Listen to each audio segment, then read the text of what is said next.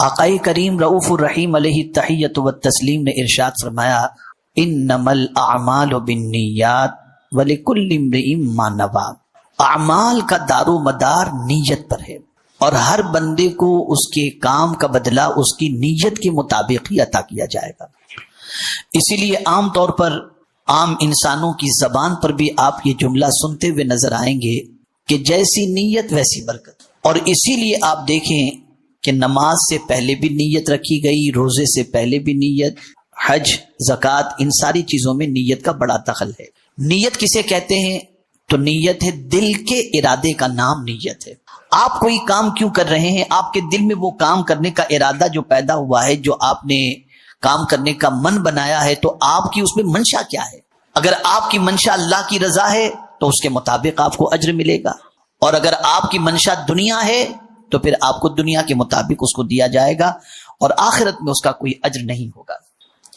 اسی لیے صحابہ کرام علیہم الرضوان اپنی نیتوں کے بارے میں بڑے محتاط رہتے تھے، اور رسول گرامی وقار صلی اللہ علیہ وسلم نے ان کی حسن نیت ہی کی بنیاد پر یہ ارشاد فرمایا تھا کہ میرے صحابہ کا ایک مشت جو خیرات کرنا، یہ غیر صحابہ کا کوہ احد کے برابر سونا خیرات کرنا، یہ دونوں برابر نہیں ہو سکتا۔ اس لیے کہ غیر صحابی اگر کوئی کچھ کرتا ہے تو کہیں نہ کہیں اس میں دنیا کے دکھاوے کی نیت بھی ہوتی ہے، ناموری کی نیت بھی ہوتی ہے، شہرت کی نیت بھی ہوتی ہے، لیکن صحابہ کا کوئی کام دنیا کے لیے ہوتا ہی نہیں تھا۔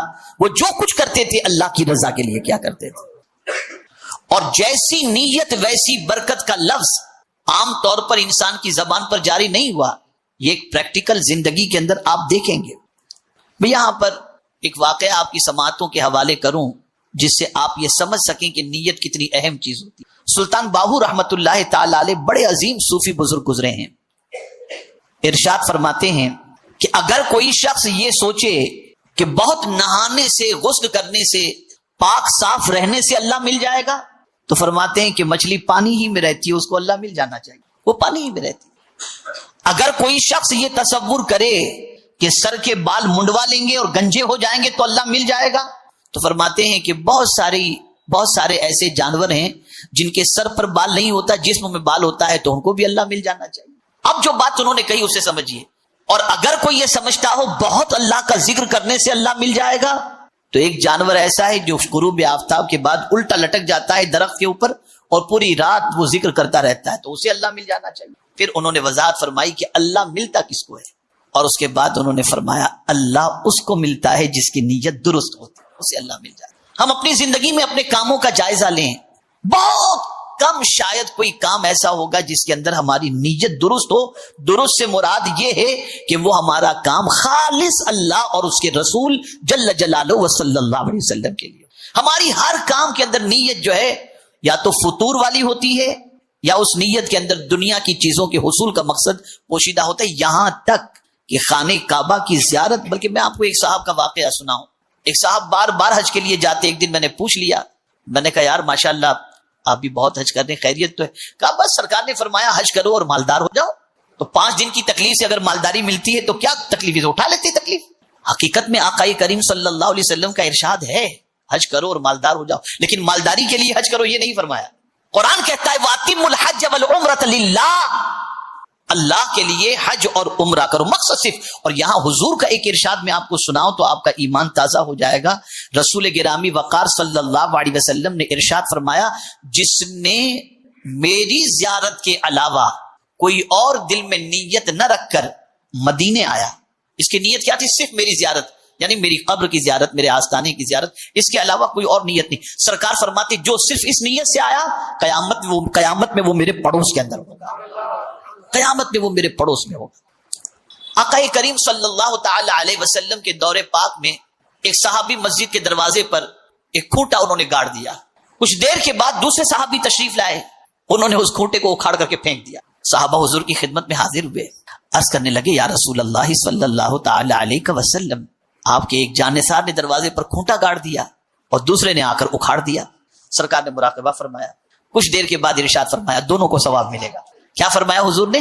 دونوں کو ثواب ملے گا۔ صحابہ حیرت میں پڑ گئے، ایک کا کام تو بڑا عجیب، کھوٹا گاڑنے کا کام، دوسرے کا نکالنے کا کام، دونوں کا اپوزٹ کام ہے نا۔ ایک کا لگانے کا کام، ایک کا اکھاڑنے کا کام، اور ثواب دونوں کو مل رہا ہے. تو صحابہ حیرت میں پڑ گئے، عرض کرنے لگے یا رسول اللہ صلی اللہ تعالی علیہ وسلم دونوں کو ثواب؟ سرکار نے فرمایا رکو. پھر دونوں صحابہ کو حضور نے بلایا، قربان جائیے میرے آقا کی نظر پر کہ سرکار دلوں کے حالات کو بھی جانتے ہیں اور نیت کو بھی جانتے ہیں. اسی لیے اعلیٰ حضرت کہتے ہیں اور کوئی غیب کیا تم سے نہا ہو بھلا، جب نہ خدا ہی چھپا تم پہ کروڑوں درود. سرکار دلوں کے حالات کو جانتے ہیں. اسی لیے فرمایا گیا مدینے میں جب تم جاؤ اور حضور کی بارگاہ میں حاضر ہو تو خیال رکھنا تمہارے دل کے ارادے کو بھی حضور دیکھ رہے ہیں. یہ سرکار کی شان. سرکار صلی اللہ علیہ وسلم نے دونوں صحابہ کو بلایا. پہلے صحابی جنہوں نے کھوٹا گاڑا تھا ان سے پوچھا سرکار نے صحابہ کے درمیان کہ تم نے یہ کھوٹا کیوں گاڑ دیا تھا؟ عرض کرنے لگے یا رسول اللہ صلی اللہ تعالی علیہ وسلم آپ کے صحابہ مسجد میں تشریف لاتے اور کوئی اونٹ پہ سوار ہو کر آتا، کوئی گھوڑے پر سوار ہو کر آتا، کوئی کچھر پر سوار ہو کر کے آتا اور اپنے جانوروں کو باہر یوں ہی چھوڑ دیتے اور نماز کے لیے اندر تشریف لے جاتے. لیکن جب نماز پڑھتے ہوتے تھے نا تو ان کے دماغ میں یہی خیال گھوم رہا ہوتا کہ اونٹ باہر ہوگا یا بھاگ گیا ہوگا. یہ ان کے دماغ میں خیال گھومتا رہتا تھا. تو سرکار میں نے سوچا کہ میں کھوٹا گاڑ دوں تاکہ لوگ اپنے جانور کو ادھر باندھ دیں، تو جب جانور بندھے ہوئے رہیں گے تو ان کا دل نماز میں لگے گا. تو میں نے اس نیت سے کھوٹا لگا دیا. رسول اعظم صلی اللہ علیہ وسلم نے صحابہ سے فرمایا میرے صاحب اب کیا خیال ہے اس کے بارے میں، اس کو ثواب ملے گا یا نہیں ملے گا؟ تو سارے صحابہ چیخ اٹھے یا رسول اللہ صلی اللہ علیہ وسلم بالکل ان کو ثواب ملنا چاہیے، ان کی نیت بڑی اچھی ہے، ثواب ملنا چاہیے. چلو اب یہ کام تو ہو گیا. اب سرکار صلی اللہ علیہ وسلم نے اس صحابی کو بلایا جنہوں نے کھوٹا اکھاڑ دیا تھا. آقا کریم صلی اللہ علیہ وسلم نے انہیں طلب فرما کر ارشاد فرمایا میرے صحابی انہوں نے کھوٹا لگایا اور تم نے کھوٹا اکھاڑ دیا، کیا وجہ تھی؟ تو اب صحابہ کو حیرت تھی کہ ان کا جواب کیا ہوتا ہے. اب وہ صحابی کہنے لگے یا رسول اللہ صلی اللہ تعالی علیہ وسلم نماز کے لیے آنے والوں میں نابینا صحابہ بھی تھے، تو میں نے سوچا کہ یہ کھوٹا گڑا ہوا رہے گا تو ٹھوکر لگ جائے گی تو کہیں گر جائیں گے نابینا صحابی تو ان کو تکلیف پہنچے گی، اس لیے میں نے کھوٹا اکھاڑ دیا. رسول اعظم نے صحابہ سے پوچھا بتاؤ ان کے بارے میں کیا خیال ہے؟ کہا حضور انہیں بھی ثواب ملے گا. تب میرے آقا نے فرمایا اللہ نیت کے مطابق اجر عطا فرماتا ہے. یہ دونوں کی. مجھے بہت کم شاید کوئی ایسا بندہ ملا ہو جو وظیفے پڑھتا ہو اللہ کی رضا کے لیے، تلاوت کرتا ہو اللہ کی رضا کے لیے، نماز پڑھتا ہو اللہ کی رضا کے لیے، مکہ جاتا ہو اللہ کی رضا کے لیے، مدینے جاتا ہو اللہ کی رضا کے لیے. ہر کوئی اپنی پریشانی کے سولوشن کے لیے ہی جاتا ہے، میں یہ پڑھوں گا تو یہ پرابلم. اسی لیے باباؤں کا دور چل رہا ہے.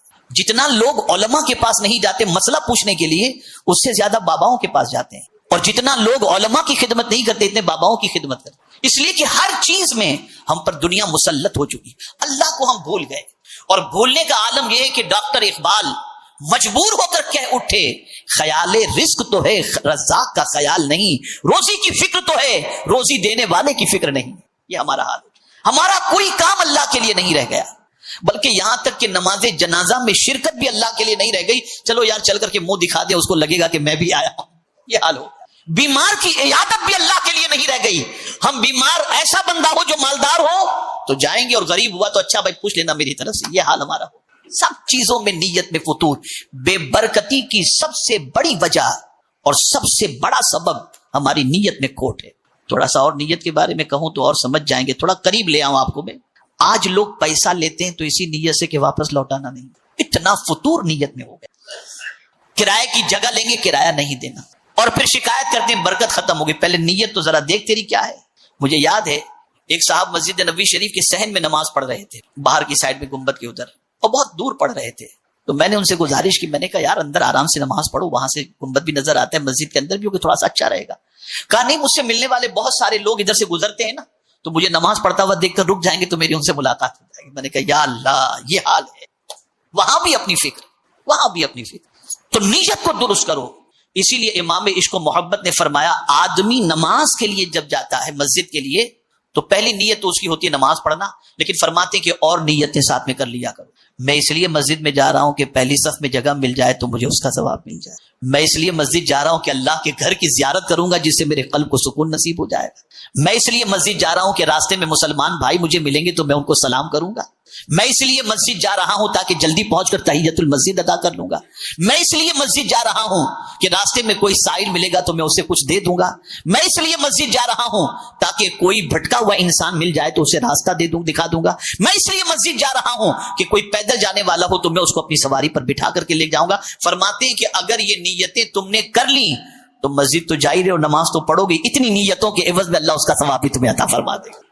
مولانا روم رحمت اللہ تعالی علیہ فرماتے ہیں کہ ایک شخص نے اپنا گھر بنایا تو روشن دان اس نے لگایا کہ نیت یہ تھی کہ یہاں سے روشنی آئے گھر کے اندر. پوچھا گیا اس سے کہ یہ روشن دان کیوں لگایا؟ اس نے صاف لفظوں میں کہہ دیا تاکہ روشنی آئے. کہا بے وقوف، اگر تو نیت کر لیتا کہ میں نے روشن دان اس لیے لگایا ہے تاکہ یہاں سے مجھے اذان کی آواز آئے تو روشنی تو آ ہی جاتی، اذان کی نیت سے روشن دان لگانے کا ثواب بھی اللہ تجھے عطا فرما دیتا. تو یہ ہے نیت. جتنی نیت پیور ہوگی اتنی برکتیں آپ کو نصیب ہوں، اور جہاں نیت میں کھوٹ سب بے برکتی ہی بے برکتی، پھر برکت نہیں آ سکتی. اور نیت ایسی چیز ہے، ہزار ہم دنیا کو بتاتے جائیں کہ میری نیت تو بہت اچھی تھی، اس سے نہیں چلے گا. آپ قدرت کے بارگاہ میں جواب دیو. اسی لیے قرآن کی قل ان تخفوا ما فی صدورکم او تبدوه یعلم اللہ ویعلم ما فی السماوات وما فی الارض واللہ علی کل شیء قدیر. میرے محبوب صلی اللہ علیہ وسلم آپ فرما دیجئے ان تخفوا ما فی صدورکم، جو کچھ تم نے تمہارے دل کے اندر چھپا کے رکھا ہے، یعنی تمہارے دل کا جو ارادہ ہے، وَإِن تُبْدُوهُ، اور جو کچھ تم ظاہر کر رہے ہو، کوئی جانتا ہو یا نہ جانتا ہو، اللہ جانتا ہے. وَيَعْلَمُ مَا فِي صُدُورِكُمْ، جو کچھ تمہارے دل میں ہے اسے اللہ جانتا ہے. اور صرف دل ہی کی بات کو نہیں جانتا، وَيَعْلَمُ مَا فِي السَّمَاوَاتِ وَمَا فِي الْأَرْضِ، جو کچھ آسمان میں ہے وہ بھی جانتا ہے، اور جو کچھ زمین میں ہے وہ بھی اللہ جانتا ہے. اس سے کوئی چیز چھپی ہوئی نہیں، کوئی چیز چھپی ہوئی نہیں. تو جب کوئی چیز اس سے چھپی نہیں، اس لیے نیت کو درست کرو. محدثین فرماتے کہ اس ایک حدیث کے اندر ایک تہائی اسلام موجود ہے. اسی لیے امام بخاری رحمت اللہ تعالی علیہ نے پہلی حدیث جو اپنی کتاب کے اندر بخاری شریف کے اندر درج فرمائی، نقل فرمائی، وہ یہی حدیث ہے. بلکہ امام غزالی رحمت اللہ تعالی علیہ نے اپنے بیٹے کو جب نصیحت فرمائی تو آپ نے فرمایا میں نے 4 لاکھ حدیثوں کا نچوڑ 4 حدیثوں کے اندر جمع کیا ہے. ان میں سے پہلی حدیث امام بخاری امام اعظم ابو حنیفہ رحمت اللہ تعالی علیہ نے فرمایا وہ انما الاعمال بالنیات، جیسی نیت. اب ایک واقعہ آپ کو سناؤں گا تو اس سے مزید نیت کی اہمیت آپ کی سمجھ میں آ جائے گی. ایک بادشاہ تھا، وہ گرمی کے موسم کے اندر کہیں سیر و تفریح کے لیے نکلا تو نکلتے نکلتے بہت دور نکل گیا. وہ بہت دور نکل گیا، اسے پیاس لگی تو اسے خیال تھا کہ کہیں سے کوئی شربت مل جائے تو اچھا ہو جائے، تھوڑی سی راحت مل جائے. اس میں ایک انار کا باغ اسے نظر آ گیا. اس نے خدام سے کہا کہ باغ کی طرف سواری کو لے چلو.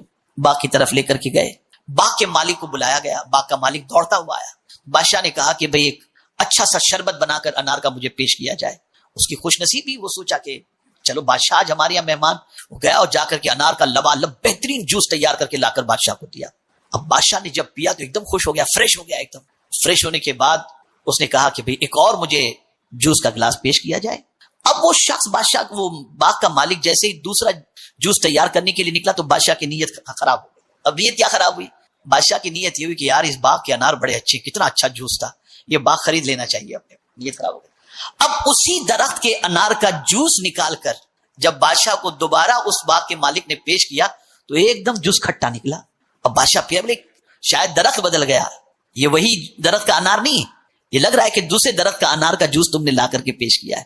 کہا نہیں بادشاہ سلامت، اسی انار کا درخت اسی درخت کا انار ہے جس درخت کے انار کا جوس پہلے میں نے آپ کو نکال کے دیا تھا، اسی درخت کے انار کا جوس ہے، لیکن شاید اس میں کھٹاس اس لیے پیدا ہو گئی کہ آپ کی نیت میں گڑبڑ کچھ ہو گئی. تو جہاں نیت خراب ہوئی بے برکتی شروع. نیت اچھی تھی، پھل اچھا تھا، نیت بگڑی، پھل بگڑ گیا.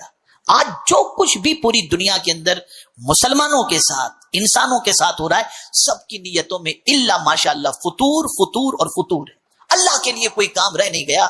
موت میت سے لے کر بیماری تک، عبادت سے لے کر عمرہ حج تک، سب چیز کے اندر صرف اور صرف الا ماشاءاللہ نیت کے اندر کھوٹ کے علاوہ اور کوئی چیز نظر نہیں ہے. اس لیے سرکار صلی اللہ علیہ وسلم کی بارگاہ میں ام المؤمنین حضرت عائشہ صدیقہ رضی اللہ تعالی عنہ فرماتی ہیں، عرض کرتی ہیں کہ سرکار صلی اللہ علیہ وسلم نے فرمایا کہ ایک قافلہ آئے گا جو کعبے پہ حملے کی غرض سے آئے گا، میلہ لگا ہوگا، اللہ تعالیٰ ان سب کو دھنسا دے گا. تو ام المؤمنین حضرت عائشہ صدیقہ رضی اللہ تعالیٰ عنہ عرض کرتی ہیں سرکار وہاں میلے کے اندر تو بہت سارے لوگ دکان لگا کر بیٹھے ہوں گے کاروبار کرنے کے لیے، ان کا تو کعبے پر حملے کا کوئی ارادہ نہیں تھا، ان کو کیوں دھسا دیا جائے گا؟ سرکار نے فرمایا اس وقت ان کو دھسا دیا جائے گا، لیکن جب قبر سے وہ اٹھیں گے تو اپنی نیتوں کے مطابق اٹھیں گے اور اسی کے مطابق ان کے ساتھ فیصلہ کیا جائے گا. میرے پیارے آقا صلی اللہ تعالی علیہ وسلم کے پیارے دیوانوں، امام اعظم ابو حنیفہ رحمت اللہ تعالی علیہ نے اپنے بیٹے سے ارشاد فرمایا کہ بیٹے میں تمہیں ام الاحادیث نہ بتاؤں، یعنی ساری حدیثوں کی جو جڑ ہے وہ تمہیں نہ بتاؤں؟ اور اس کے بعد امام امام اعظم ابو حنیفہ علیہ الرحمہ نے فرمایا، بیٹے 5 لاکھ حدیثوں میں سے میں نے تمہارے لیے 5 حدیثوں کو جمع کیا ہے، اور اگر ان 5 حدیثوں پر تم کاربند رہے تو دنیا آخرت دونوں سنور جائے گی۔ ان میں سے پہلی چیز جس کو امام شافعی رحمۃ اللہ تعالی علیہ 1/3 دین فرماتے ہیں وہ یہ حدیث ہے، انما الاعمال بالنیات، عمل کا دار و مدار نیت پر ہے، یعنی نیت کی درستگی۔ آپ اس سے پہلے کئی مرتبہ نیتوں کے بارے میں سن چکے ہیں اور جانتے ہیں کہ نیت دل کے ارادے کا نام ہے، لیکن کیا ارادہ، اس کو قرآن نے مینشن کیا ہے، اور اسی آیت کی تلاوت کا میں نے شرف حاصل کیا۔ اللہ عز و جل حضور صلی اللہ علیہ وسلم سے ارشاد فرماتا ہے، وَلَا تَطْرُدِ الَّذِينَ يَدْعُونَ رَبَّهُمْ بِالْغَدَاةِ وَالْعَشِيِّ يُرِيدُونَ وَجْهَهُ، اور دور نہ کرو انہیں جو اپنے رب کو پکارتے ہیں صبح و شام۔ کیوں پکارتے ہیں؟ اس کی رضا چاہتے، یعنی ایک ہی مقصد ہے صبح و شام اللہ کو پکارنے کا، اور وہ مقصد صرف ایک ہے، وہ یہ ہے کہ ہمارا رب ہم سے راضی ہو جائے۔ یہاں بتانا مقصود یہ ہے کہ کوئی بھی کام، نیت کے حوالے سے 2 معنی ہوتے ہیں۔ ایک تو نیت ایک چیز کو دوسری چیز سے جدا کرنے کے لیے ہوتی ہے۔ مثال کے طور پر ہم سنت ادا کر رہے ہیں تو ہم نے سنت کی نیت کی، لیکن ہم ایک ساتھ میں ظہر کی 12 رکعتوں کی نیت نہیں کر لیتے کہ نیت کرتا ہوں میں ظہر کی 12 رکعتوں کی، نہیں، 4 کی کرتے ہیں، پھر 4 کی کرتے ہیں، پھر 2 کی کرتے ہیں، پھر 2 کی کرتے ہیں۔ تو اب یہ نیت کی وجہ سے سنت الگ ہو گئی، فرض الگ ہو گئی، سنت الگ ہو گئی، نفل الگ ہو گئی۔ تو دل کے ارادے کو بھی نیت کہتے ہیں، لیکن ایک نیت کا معنی یہ ہوتا ہے کہ تمہارے عمل کے اندر فصل پیدا کر دے، جدائی پیدا کر دے۔ جیسے ایک ہوتا ہے رمضان کا روزہ اور ایک ہوتا ہے عاشورے کا روزہ، دونوں کے روزے کی نیت الگ ہے۔ الگ سے مراد ایک فرض روزہ ہے، ایک نفل روزہ ہے۔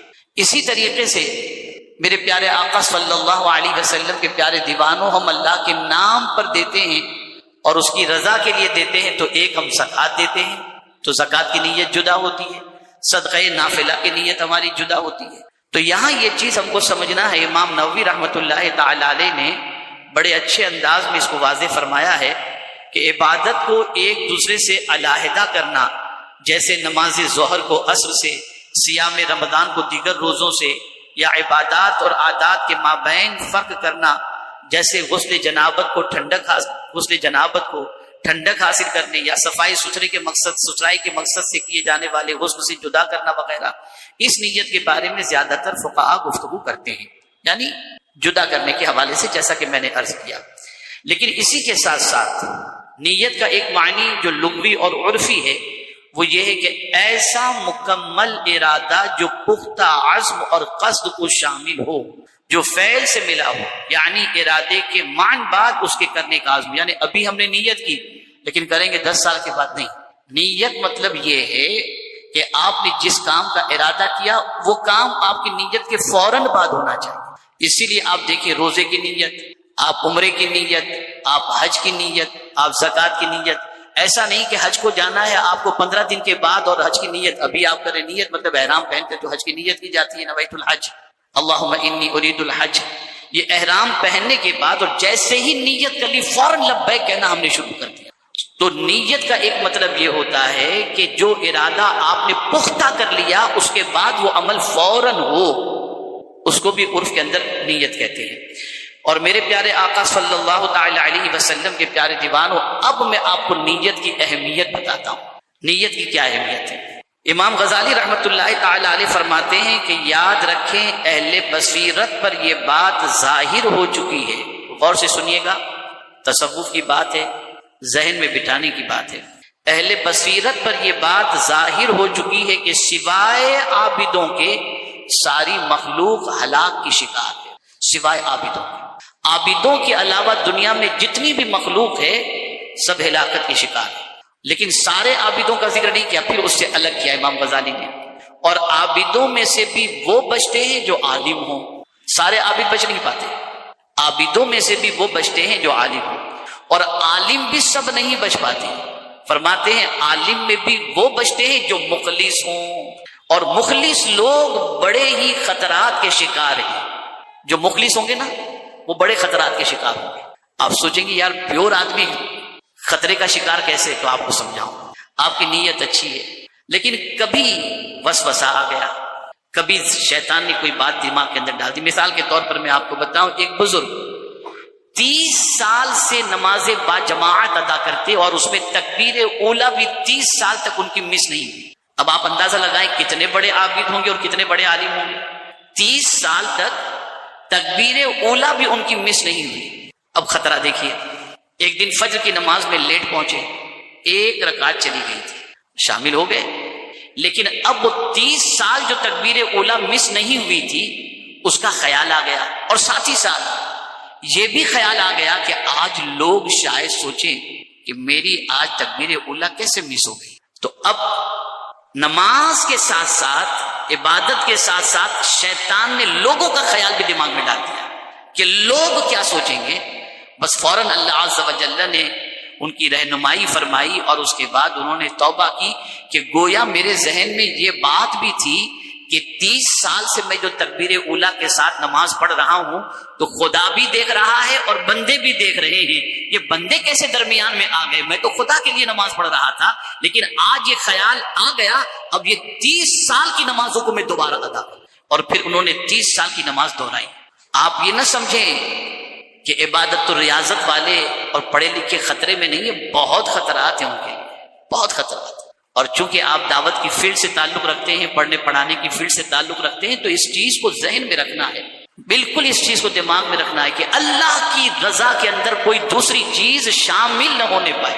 حضرت حسن بصری علیہ الرحمہ کا واقعہ ہے، یا حضرت بایزید بستامی علیہ الرحمہ کا، فرماتے کئی سالوں سے میں کوشش کر رہا ہوں کہ میں ایسی 2 رکعت پڑھوں جس میں کسی اور کا خیال ہی نہ آئے، لیکن فرماتے ہیں بڑی مشکل سے کوشش کرتے کرتے کرتے کئی سالوں کے بعد ایسی 2 رکعت مجھے نصیب ہوئی جس میں خیال غیر سے میں بچا ہوا تھا۔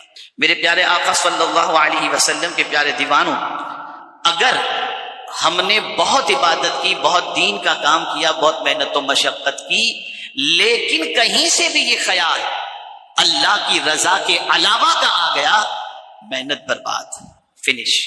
اسی لیے اصلاح قلب کے احوال میں نیت کی درستگی کو مقدم رکھا گیا، نیت کی درستگی کو۔ اب تھوڑا اور سمجھاؤں گا تو بات انشاءاللہ العظیم مزید اچھی طریقے سے سمجھ میں آ جائے گی۔ آپ اور ہم جو بھی کام کرتے ہیں اسے کون دیکھتا ہے؟ دنیا دیکھتی ہے نا۔ نماز پڑھتے ہیں دنیا دیکھتی ہے، روزے رکھتے ہیں دنیا دیکھتی ہے، اب ماما شریف پہنتے ہیں دنیا دیکھتی ہے، تقریر کرتے ہیں دنیا دیکھتی ہے، نعت شریف پڑھتے ہیں دنیا دیکھتی ہے۔ اب یہ دل کی نیت کو درست کرنے کے حوالے سے اتنی تاکید کیوں؟